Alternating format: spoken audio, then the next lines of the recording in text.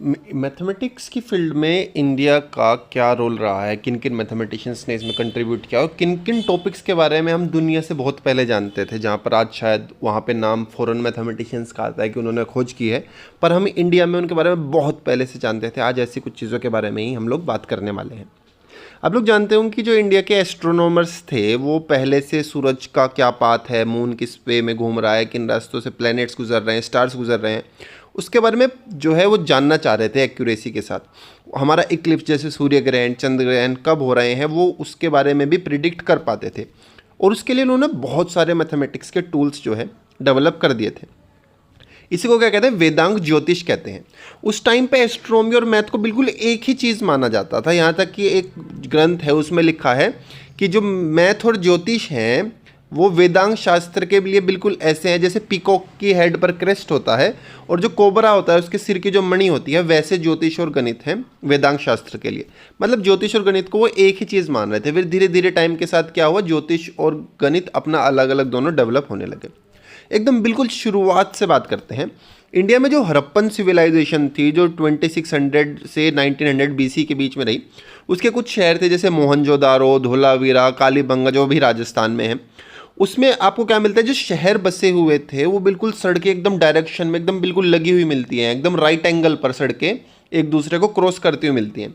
इससे हमें क्या पता चलता है कि उनको बिल्कुल बेसिक नॉलेज थी, प्रिंसिपल ज्योमेट्री के जो थे उसके बारे में भी वो लोग जानते थे, और एंगल्स को मेजर करना है वो भी वो लोग जानते थे। और ये बात कंफर्म कैसे हुई कि भाई कुछ टाइम बाद जो वहाँ पे कंपास मिले सिलेंड्रिकल जो शेल्स के बने हुए थे, जिसमें क्या हर 45 डिग्री के ऊपर कट लगे हुए हैं। इसका मतलब उनको 45 डिग्री का एंगल्स का मेजर करने के बारे में उन लोगों को पता था। फिर जैसे आप ये क्यूब्स देख रहे हैं, ऐसे भी क्यूब्स मिले कहाँ पे, जो हड़प्पा सिविलाइजेशन थी वहाँ पे इस तरह के ये क्यूब्स बनाए जाते थे वेट मेजर करने के लिए। कैसे मेजर किया जाता था कि भाई वहाँ पे जो छोटे वाला था उससे दूसरा उसका डबल होता था, और फिर उसका 10 गुना 100 गुना, जैसे हमारे पास अभी 10 ग्राम का है, फिर 100 ग्राम का वेट होता है, फिर 1000 ग्राम का या 1 किलो का वेट होता है। तो इस तरह के उनके पास भी वेट मेजर करने के तरीके थे। इससे क्या पता चलता है कि एक तो उनको डेसिमल सिस्टम के बारे में पता था 10, 100, 1000 वाले के में, और वो चीज़ों को मल्टीप्लाई करना भी जानते थे। हालांकि अभी ये इस बारे में तो बहुत श्योर नहीं है कि उनका नंबर सिस्टम कैसा था। उसके अलावा हमारे पास 4 वेद हैं, उनके बारे में आप शायद जानते होंगे। उसका भी टाइम तो एकदम क्लियर नहीं है कब के थे, पर ये तो पक्का पता है कि 3000 साल पुराने थे वो, कम से कम 3000 साल पुराने, ज़्यादा भी हो सकते हैं। उसके बारे में अलग अलग स्कॉलर्स अलग अलग बात कहते हैं। उसमें जो नंबर्स हैं उनके बारे में उनके नाम से उन लोगों को नंबर्स को दिया गया है, जैसे 10, 100, 1000, यहाँ तक कि मिलियन मिलियंस तक, मिलियन ऑफ मिलियंस तक के वहाँ पे नाम मिलते हैं, जिसको यजुर्वेद में क्या कहा गया है, प्रारध। अब इसमें मज़े की बात यह है कि उस टाइम के जो ग्रीक्स थे ना, उसके भी कई साल बाद उन्होंने सिर्फ 10,000 तक नाम लोग वो दे पाए थे, जिसको मिराड कहते थे। यानी कि 13th सेंचुरी में भी सिर्फ मिलियन तक वो पहुंच पाए थे, और हमारे वेदों में मिलियन ऑफ मिलियन तक, इतनी बड़ी बड़ी नंबर्स के लिए नाम हम लोगों ने दे दिए थे।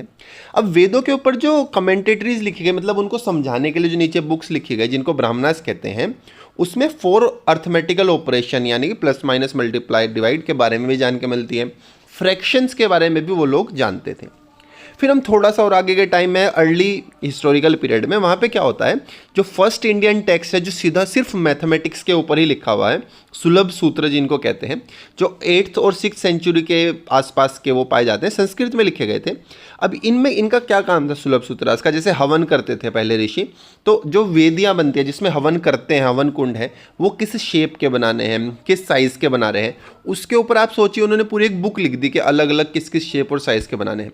उसमें बहुत जगह ऐसे जो है हवन कुंड के बारे में पता चलता है कि भाई आपको 5 लेयर्स का बनाना है, 200 ईंट हर उसमें होनी चाहिए।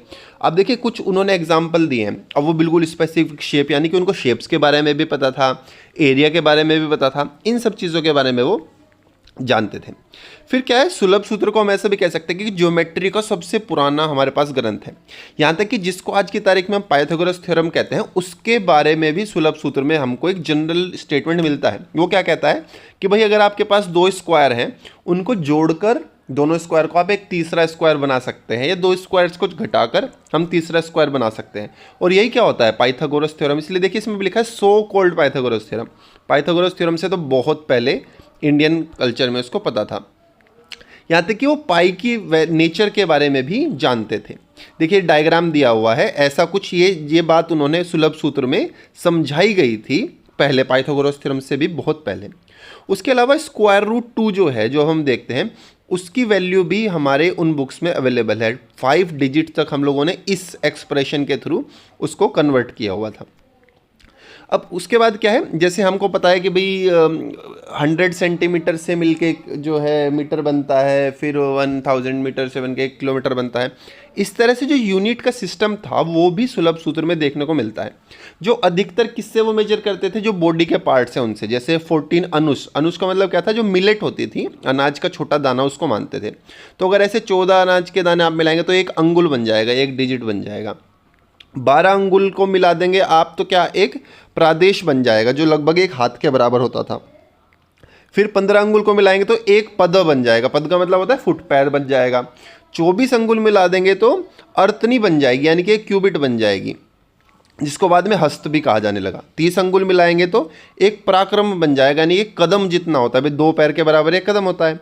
और 120 अंगुल्स मिलाएंगे तो 1 पुरुषा बन जाएगा, यानी कि 1 इंसान की हाइट जो अपने हाथ ऊपर किए हुए है, ऐसी कुछ बन जाएगी, इतनी हाइट। तो वो रेशियो के बारे में भी जानते थे। उसके कुछ सालों के बाद, कुछ 100 सालों के बाद क्या हुआ, पिंगल थे एक मैथमेटिशियन, उन्होंने एक बुक लिखी चंद्रसूत्र, वो भी संस्कृत में थी। उसमें बाइनरी सिस्टम के बारे में बात हुई है। बाइनरी सिस्टम क्या होता है, जो कंप्यूटर्स के बारे में जानते हैं उन्हें पता होगा कि कंप्यूटर में 0 और 1 की फॉर्म में सब कुछ रहता है। तो उन्होंने भी जो वो छंद लिखते थे उसमें छोटा और बड़े के लिए उन्होंने गुरु और लघु 2 चीज़ें की। जब जिसको बोलने में भाई हल्का लगता है उसको लघु कहते थे, और जिसको थोड़ा भारी होता है उसको गुरु कहते थे। और उसकी वो कैलकुलेशन करते थे अलग अलग छंदों के लिए कि किस में कितने गुरु होंगे, कितने लघु होंगे, और कितने अलग अलग तरीके से उनके कॉम्बिनेशन बन सकते हैं। उसके अलावा पिंगला ने ही एक शून्य या फिर 0 का सिंबल भी पहली बार उन्होंने दिया। उसके अलावा जो जैनी उस टाइम के इंडिया में थे, उन्होंने भी कॉस्मोलॉजिकल स्पेकुलेशन, मतलब वही स्पेस के बारे में जब वो स्टडीज़ कर रहे थे, तो उन्हीं को समझने के लिए उन्होंने मैथमेटिक्स के रिलेटेड ज्योमेट्री के, कॉम्बिनेशन, परम्यूटेशन के, फ्रैक्शन, स्क्वायर और क्यूब की पावर, इन सब के लिए उन्होंने फॉर्मूलाज यूज़ किए हुए हैं। यहाँ तक कि जैसे अब हम जो हमें पता नहीं होता उसके लिए हम एक्स लिखते हैं ना मैथ्स में कि एक्स की वैल्यू फाइंड करो, तो उसके बारे में भी उन्होंने यावत और तावत उसको भी रिप्रेजेंट उन्होंने किया। यहाँ तक कि पाई के लिए उन्होंने कहा कि भाई √10 हम यूज़ कर सकते हैं, स्क्वायर √10, तो वो भी अप्रोक्सीमेट, लगभग पाई की जो हम आज वैल्यू यूज़ करते हैं लगभग उसके पास होता है। फिर बात आती है नंबर सिस्टम की। आप देखेंगे यहाँ पे नंबर सिस्टम जो है 1 2 3 है, उसको अलग अलग समय पर अलग अलग लिपियों में अलग अलग तरीके से लिखा जाता था। तो इंडिया में उनके बारे में नोटेशंस थी। यहाँ तक देखिए 20,000 तक की नोटेशन हम लोग यूज़ करते थे, ये पुराने इंस्क्रिप्शन से ली गई हैं। ब्राह्मणी स्क्रिप्ट में क्या हुआ कि वहाँ पर पहली बार जो अशोक थे, उनके एडिक्ट्स होते थे, उसमें पहली बार नंबर्स का देखा गया कि यहाँ एक नंबर सिस्टम है, जो बाद में थोड़ी बहुत उनके समय के साथ शेप बदली। फिर वहाँ से वो इंडिया से चले गए, अरब स्कॉलर्स उनको आए, पढ़ने लेकर चले गए, और वहाँ से घूमते घूमते वो चले गए यूरोप में, और वहाँ पे यूरोप के बाद वो पूरी दुनिया में फैल गए। और उन्हीं को क्या कहा जाता है, अरबिक न्यूमरल, जो आज की तारीख में हम 1 2 3 4 5 लिखते हैं, वो एक्चुअली इंडिया से ही बनकर चले थे। देखिए आप अलग अलग टाइम पे, 1st सेंचुरी में वो ऐसे दिखते थे, 2nd सेंचुरी में गुप्ता न्यूमरल्स बदल गए थोड़े से, और फिर 11th सेंचुरी में नागरी न्यूमरल्स में और थोड़े बदल गए, 0 भी इंक्लूड हो गया उसमें। आगे चले तो फिर क्लासिकल पीरियड आया। यहाँ पे क्या हुआ, इसको मैथ्स में इंडिया की गोल्डन एज कहा जाता है, क्योंकि यहाँ पर बहुत सारी कुछ नई नई इन्वेशंस हुई।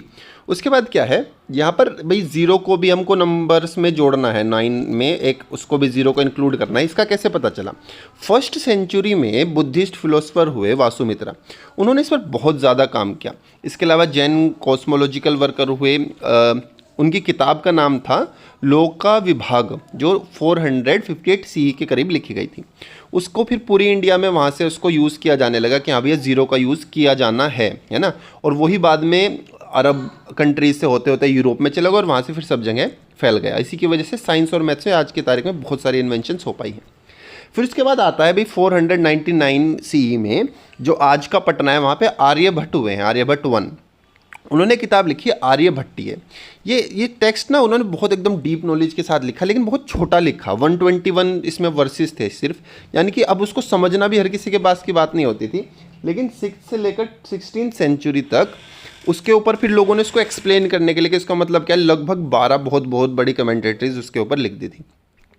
बाद में इसी को 800 सीड में फिर अरेबिक में ट्रांसलेट कर दिया गया। एक देखिए बराबर में डायग्राम दिया गया है, हम जिसको आज साइन कोसटैन पढ़ते हैं, भाई ग्रीक उस टाइम पर सिर्फ कोर्ड के बारे में जानते थे कि सर्कल के हमने कोर्ड ड्रॉ कर दी, लेकिन आर्यभट्ट ने उनसे भी बहुत पहले अर्धज्या यानी कि कोर्ड का भी आधा हिस्सा होता है और उसको मेजर कैसे करना है, जिसको आज की तारीख में हम साइन अल्फा कहते हैं, उसके बारे में उन्होंने हमें पहले से ही बता दिया था। इसको जब अरब में ट्रांसलेट किया गया आर्यभट्टिया का, तो इसको नाम बना जिद अल अलजबर, और वहीं से फिर इसका ट्रांसलेशन हुआ लैटिन भाषा में 13वीं शताब्दी में, जिसमें आर्यभट्ट को क्या नाम दिया गया, अर्डुबेरियस। उसके बाद क्या है, आर्यभट्टिया जो है बहुत सारी चीज़ों के साइन की बहुत टेबल बताती है, उसकी वैल्यूज़ के बारे में बताती है, यहाँ तक कि पाई की वैल्यू भी उन्होंने बताई 3.1416। और बड़ी बात यह है उन्होंने खुद लिखा कि ये एग्जैक्ट वैल्यू नहीं है, ये अप्रोक्सीमेट है, यानी कि वो जानते थे कि पाई की और भी आगे अच्छी वैल्यू एक्यूरेट हो सकती है। उसके बाद उन्होंने फाइनाइट अर्थमेटिक प्रोग्रेशन का सम कैसे करना है, स्क्वायर और क्यूब रूट कैसे निकालने हैं, उसके एल्गोरिथम मेथड्स भी उन्होंने बताए। उन्होंने एक और एल्गोरिथम बताया जिसको कुत्तका कहा जाता है, जिसकी हेल्प से हम फर्स्ट डिग्री की जो है इंटरमीडिएट इक्वेशन सोल्व कर सकते हैं, जैसे ax + c = by दिख रही है आपको। अब इसमें आपको गए तो आसानी से निकाली जा सकती है। इसकी खूबी ये थी कि इसमें जो आंसर आना चाहिए वो इंटीजर ही आना चाहिए, उसके उन्होंने तरीके बताए। उससे होता क्या था कि भाई उनका पर्पस था एस्ट्रोनॉमिकल प्रॉब्लम्स को सोल्व करना था।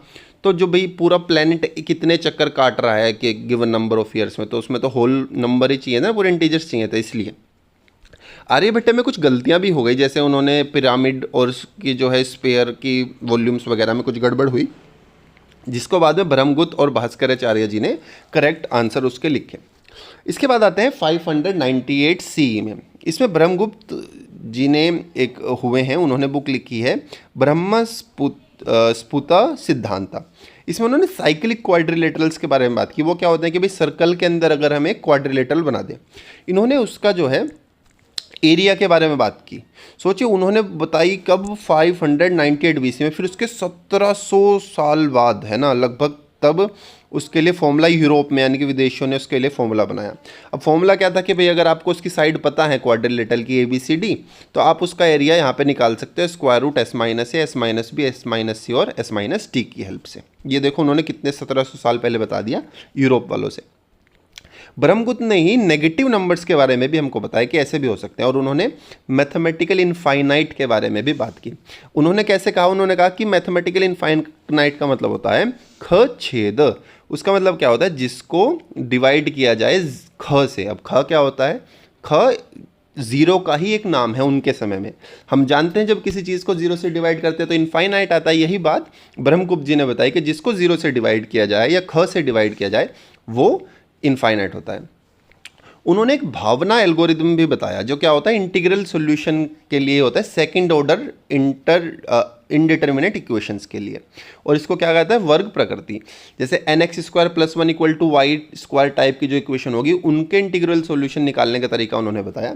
उनकी बुक्स को फिर बाद में पर्शियन में और फिर सब कुछ आपको पता ही है, पहले अरब से होते हुए लैटिन लैंग्वेजेस में सब ट्रांसलेट हुआ, और वहीं से फिर दुनिया को लगा कि उन्होंने ये सब ज्ञान दिया है, पर गया वो इंडिया से था। उसके बाद 7वीं सेंचुरी की भक्साली मैन्युस्क्रिप्ट हमको मिली है। भक्साली कहाँ से नाम आया, वो जिस गांव में मिली वहाँ से वो नाम आया, जो 1881 में मिली, जिसमें 70 पत्तों पर ऐसे लिखा हुआ था पूरा मैथमेटिकल टेक्निक्स, फ्रैक्शन से रिलेटेड, प्रोग्रेशन, टाइम, वेट और मनी कैसे मेजर करना है उससे रिलेटेड। उसके बाद सैद्धांतिक इरा में भास्करा 1 भी हुए हैं, जिनका ट्रिग्नोमेट्री पर बहुत अच्छा काम है, जिन्होंने साइन की फंक्शन के लिए अप्रोक्सीमेट वैल्यूज़ बताई। फिर जैन स्कॉलर हुए हैं 9वीं सेंचुरी में महावीरा। उन्होंने क्या कहा, आज के समय जो कर्नाटक का एरिया है वहाँ पर वो रहते थे।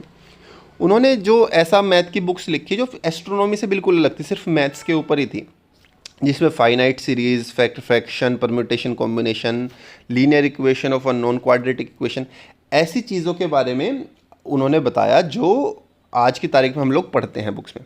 यहाँ तक कि इलिप्स का सरकमफ्रेंस का फॉर्मूला आज भी बहुत एक्यूरेट नहीं है किसी के पास, है ना, लेकिन उन्होंने उसका एक अप्रोक्सीमेट फॉर्मूला उस टाइम पर बता दिया था। अब जो ये नीले वाला कलर से आपको डायग्राम दिख रहा है, ये उनका बताया हुआ तरीका है, और लाल वाला जो कलर का डायग्राम है वो सही तरीका है। देखिए इतने साल पहले उन्होंने कि बिना कंप्यूटर्स के हेल्प के कितनी एक्यूरेसी के साथ उस चीज़ को उन्होंने बताया था। फिर हमें भास्करा टू हुए हैं जिनको भास्कराचार्य भी कहा जाता है, 12th सेंचुरी में हुए। इन्होंने बुक लिखी सिद्धांत शिरोमणि, जिसमें क्यूबिक और बाई क्वाड्रेटिक इक्वेशंस के बारे में बात हुई, इंटरमीडिएट इक्वेशंस के बारे में बात हुई, और उन्होंने एक एल्गोरिथम दिया चक्रवाला साइक्लिक मेथड, जिसकी हेल्प से उन्होंने बताया कि भाई जो इस तरह की इक्वेशन है 61x² + 1 + y², इनका स्मॉलेस्ट सॉल्यूशन उन्होंने देखे दे दिया, इंटीजर वैल्यू है ना। और मज़े की बात यह है, इससे 500 साल बाद फ्रांस में मैथमेटिशियन हुए फर्मेट, उन्होंने अपने दोस्तों को ये चैलेंज दिया कि भाई इस इक्वेशन का सॉल्यूशन करके बताओ, और उससे बताओ 500 साल पहले हमारे पास उसका सॉल्यूशन कोई दे चुका था। फिर उन्होंने इंटीग्रेशन का वो भी कंसेप्ट जानते थे कि वो लिमिट ऑफ फाइनाइट सम के रूप में इंटीग्रेशन हो सकता है। कैसे? उन्होंने स्पेयर के छोटे छोटे स्लाइस करके छोटे छोटे रिंग्स में उसका एरिया और वॉल्यूम फाइंड करने के तरीके बताए। वो डेरिवेटिव के बारे में भी जानते थे। उन्होंने इंस्टेंट स्पीड, तत्कालिक गति से उसके कंसेप्ट को समझाया। यहाँ तक कि वो ये भी जानते थे कि साइन का डेरिवेटिव करने पर वो कोसाइन के प्रोपोर्शनल आएगा, जो आज की तारीख में हम मैथ्स की बुक में पढ़ते हैं। फिर भास्कराचार्य का जो सिद्धांत शिरोमणि था, इसको उसका एक पार्ट था, फर्स्ट पार्ट, जिसको कहते हैं मैथमेटिकल प्रॉब्लम्स का पार्ट था, जिसका नाम है लीलावती। ये इतना फेमस था कि इसको बाद में अकबर ने भी पर्शियन लैंग्वेज में ट्रांसलेट करवाया। अब आज का लास्ट सब टॉपिक देखते हैं, वो केरला स्कूल ऑफ मैथमेटिक्स। ये 14 से 17 सेंचुरी के बीच में रहा। इसमें माधव जो रहे हैं वो इसके पायनियर थे। इन्होंने कैलकुलस के बारे में बहुत सारा काम किया, जहाँ पे साइन और कोस को इन्होंने एक्सपेंशन भी, उस सीरीज़ का एक्सपेंशन किया, जिसकी तारीख में आज को हम न्यूटन सीरीज़ के नाम से जानते हैं, पर न्यूटन से बहुत पहले माधव उसके बारे में बता चुके थे। उन्होंने पाई के लिए भी वैल्यूज़ का एक्सपेंशन हमारे सामने दिया, जो आपको स्क्रीन पर दिख रहा है। आप इनको क्या कहते हैं? जॉर्ज लेबनीज सीरीज़ कहते हैं, पर वो माधव ने दी थी। उन्होंने पाई के लिए और एक्सपेंशन दिए, जिसकी हेल्प से हम पाई की वैल्यू 11 डेसिमल प्लेस तक बिल्कुल एक्यूरेटली निकाल पाते थे। फिर हमारे पास वह है नीलकांता सोमाया जी और ज्येष्ठ देवा। इन्होंने बाइनोमियल एक्सपेंशन, जो अब हम पढ़ते हैं मैथ्स में, उसका एक्सपेंशन उन्होंने दे दिया था। इसके अलावा बहुत सारी मैथ्स की खोज हुई हैं। आपको वीडियो कैसा लगा मुझे ज़रूर बताइएगा, और बाकी मैथमेटिक्स के जो भी लवर्स हैं आप उनके साथ इसको ज़रूर शेयर कीजिएगा। Thank you.